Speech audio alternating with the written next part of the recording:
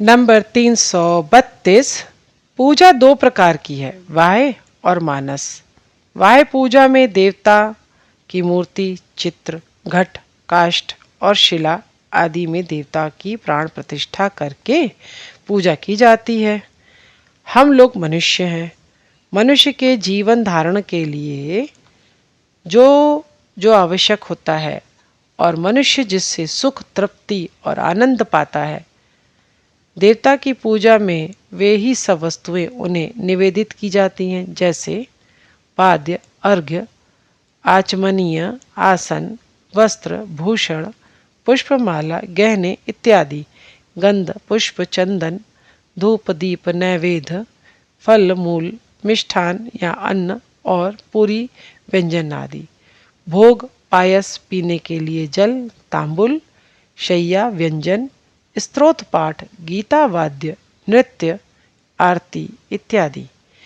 कोई सामग्री न होने पर भक्ति पूर्वक उन सब के बदले में केवल जल देकर भी पूजा की जा सकती है। नंबर 333।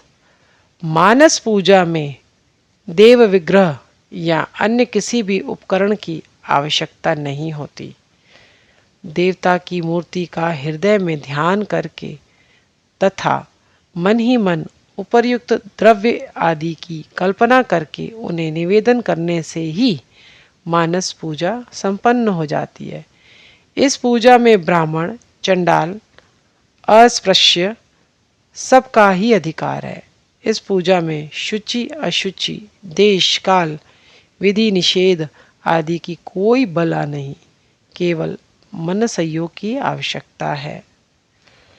नंबर 334। अन्न या भोज्य पद मात्र ही जीवधारियों की साधारण संपत्ति है। यह उपनिषदों की शिक्षा है। पर पीड़न अथवा दूसरे को वंचित किए बिना एक ग्रास अन्न भी कोई मुख में नहीं डाल सकता। ईश्वर को अन्न निवेदित न करके और क्षुधार्त अतिथि तथा पशु पक्षियों का हिस्सा रखे बिना जो लोग केवल अपने लिए अन्न या भोज्य रंधन करके खाते हैं, उन्हें हमारे शास्त्रों ने पापी और उस अन्न को पाप अन्न कहा है। गृही व्यक्ति यदि भूखे को अन्न न देकर खुद ही भोजन करता है तो उसके लिए शास्त्रों में नरक भोग की व्यवस्था है। वृहदारण्यक प्रथम अध्याय पंचम ब्राह्मण द्वितीय श्लोक पर असमर्थ होने पर यथासाध्य करना उचित है। नंबर 335। अपने स्वयं तथा आत्मीय स्वजनों के सुख तथा स्वार्थ सिद्धि के लिए जो कुछ किया जाता है वह सांसारिक व्यापार मात्र है, धर्म नहीं। अपने स्त्री, पुत्र, स्वजन आदि को प्रेम करने का नाम है माया। संसार सब जीवों पर स्नेह करने का नाम है प्रेम, दया।